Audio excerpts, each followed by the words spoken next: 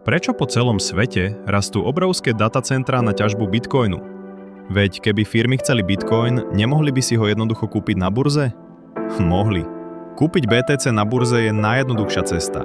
Pár klikov, zaplatíš trhovú cenu a máš coiny. Ale ťažba je úplne iná hra.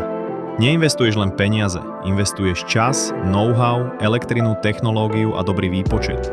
A odmena?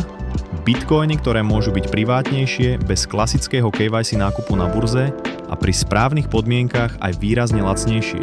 Príklad. Ak stojí jeden bitcoin na burze 60 000, pri dobre nastavenej ťažbe sa k nemu môžeš dostať napríklad za 45 000. To je rozdiel, ktorý už dáva zmysel. Ale pozor, nie je to tak, že kúpiš hociaký miner, zapojíš ho do zásuvky a zbohatneš. Rozhoduje cena elektriny, výkon zariadenia, difficulty siete a návratnosť. Preto si to musíš najprv prepočítať. A na to sme pre teba pripravili kalkulačku. Napíš slovo kalkulačka a zašleme ti ju.